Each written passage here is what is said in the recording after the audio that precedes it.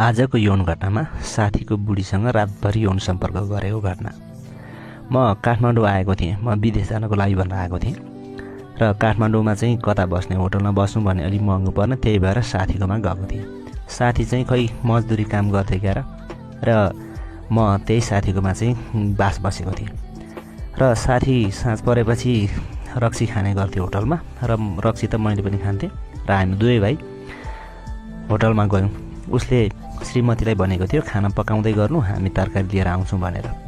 उसले लगभग 3-4 ग्लास रक्सी खायो, मैले पनि 2-3 ग्लास त खाएँ।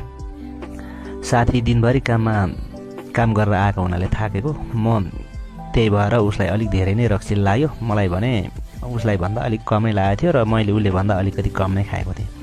रक्सी खाएर हामी कोठामा आयौँ। कोठामा आएपछि साथीको बुढीले चाहिँ खानाहरू पकायो, तरकारीहरू पकायो र राम्रैसँगले खाना खाएर सुत्यौँ। काठमाडौँको ठाउँ, त्यो माथि मजदुरी गर्ने मान्छे, त्यति ठुलो कोठा पनि थिएन र भने जस्तो ओछ्यानहरू पनि थिएन। एउटा खुट्टे पलङ थियो र बाँकी भुइँमा सुत्नुपर्ने हुन्थ्यो। मैले साथीलाई भने तपाईँहरू दुईजना खाटमै सुत्नु, म भुइँमा नै सुत्छु भने। साथीले त्यस्तो कुरो मानेन। हैट कहाँ हुन्छ, बरु कि तपाईँ खाटमा सुत्नु, पलङमा सुत्नु, म भुइँमा, हामी भुइँमा सुत्छौँ भने। मैले हुन्छ भने। तर साथीलाई के लागेको नि, हेट के साह्रै नै सुठी बुढी नै छोड्नु नसके जस्तो हो, बरु तपाईँ र म नै खाटमा सुतौँ भनेर साथी र म खाटमा सुत्यौँ।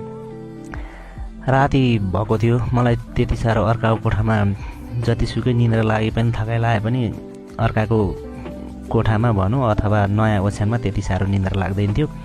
त्यो माथि घरमा मैले पनि बुढी छोडेर आएको, बुढीको याद आइरहेको थियो र म निन्द्रा निन्द्रा नलागे पनि लागे जस्तै बसेको थिएँ। राति भएको थियो, लगभग रातिको 11 बजे थियो होला। म निदाएको थिएन। साथी चाहिँ रक्सी खाएर निदाए जस्तो गरेको थियो, तर ऊ पनि निदाएको रहन्छ। बिस्तारै साथी ओछ्यानबाट तल झऱ्यो र उसको श्रीमतीसँग गएर चाहिँ घोडा चढ्न थाल्यो। घरिघरि त्यो एउटै कोठामा खासा खुस्सा सुन्थ्यो। थाहा पाउँछ होला भन्दा सुतिसक्यो, छोड न भन्दै साथी चाहिँ घोडा चढ्न थाल्यो। म त्यहाँ पलङबाट चाहिँ म सबै सुनिरहेको थिएँ। राति अब बत्ती नभएलाई पनि अँध्यारोमा रामछाया देखिबसेको थियो। त्यति गरेपछि साथीले आफ्नो बुढीसँग यौन सम्पर्क राखेर आएर चाहिँ टोयलेटमा गएर चाहिँ आएर चाहिँ घप्लक्क सुत्यो। साथीले यौन सम्पर्क गरिसकेपछि रक्सीले पनि लागेको, थाकेको पनि होला। ऊ मस्त निदाएको लगभग आधी घन्टा पछि अब मलाई गाह्रो लाग्यो, के गरौँ। त्यही भएर बिम्जे जस्तो गरेँ। बिम्जे जस्तो गरेर पलङमा चाहिँ चलेर साथीलाई यसो ठेलिएर उठ्छ कि भनेर गर्दै साथी उठ्दै उठेन। मैले गजगच्याएँ, साथी उठ्दै उठेन। अनि म पनि टोयलेट गएँ। बत्ती बालेर टोयलेट गएको। उसको श्रीमती चाहिँ निधाए जस्तरी आँखा चिम्म गरेर बसेको थियो। टाउको चाहिँ नछोपिकन उतार्नु पर सुतिरहेको थियो। अनि म टोयलेट गएर आएको, त्यसरी सुतिरहेको रहेछ। बत्ती मारेँ। अघि नै मैले त्यो चर्तीकला देखेको, मलाई पनि कता जाम कि क्या राति हुँदो जस्तो लाग्यो।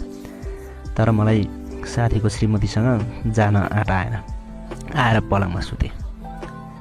हाई गर्दै पल्टेँ। उसको श्रीमती पनि निन्द्रामा हो कि किन हो, तर पनि हाई गरेर सुन्थ्यो।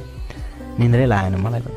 मेरो पालो जेसुकै होस् भनेर पलङबाट बिस्तारै ओर्लेर आएँ। साथीलाई घचघच्याएको नउठेपछि बिस्तारै ओर्लेर आएँ र साथीको श्रीमतीको लुगा खोलेर चाहिँ ओढ्ना खोलेर चाहिँ त्यहाँ साथीको श्रीमतीसँग सुतेँ र मैले सिधै स्तनमा सार्न थालेँ।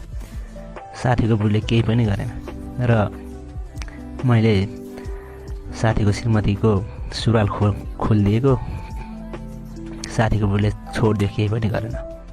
र मैले आफ्नो रन्केको लिङ्ग चाहिँ आफ्नो बुढी सम्झेर चाहिँ साथीको बुढीमाथि लम छिराउन थालेँ। साथीको बुढी पनि चुपचाप थापेर बस्यो र फेरि माल झारेर भ्याएपछि फेरि माथि आएर पलङमा सुतेँ।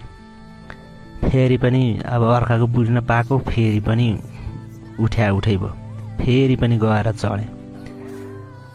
मैले लगभग राति 2-3 पल्ट हान्दाखेरि लगभग बिहानको 2 बजे थियो। अनि उठेर आएर माथि सुतेको। उसको बुढी पनि मजाले निन्द्रा पुर्याएन होला। अनि बत्ती बाल्दा यसो हेऱ्यो, हेर्दाखेरि उसको बुढो मस्त सुतिरहेको थियो, थाकेको पनि, रक्सी पनि लागेको, यौन सम्पर्क पनि गरेको। म चाहिँ निधाएको थिएन। अनि साथीको बुढी फेरि टोइलेटमा गएर आयो। टोइलेटमा गएर आएर यसो मतिर साथीतिर हेरेको थियो। म चिम्म गरेर बसे जस्तो गरेको थिएँ। आएर फेरि साथीको बुढी ओछ्यानमा पल्ट्यो, फेरि हाई हाई गर, ल भएन क्यारे भनेर मेरो पाला फेरि पनि आएँ। साथीको बुढीलाई थाहा थियो बुढो होइन भनेर, त्यो पनि थाहा थियो। न साथीले बुढीलाई चाहिँ भने जस्तरी पुर्याउनु सकेको थिएन क्या। मलाई त फ्री छोडिदियो। मैले साथीको बुढीलाई बेसकनी ठोकेँ।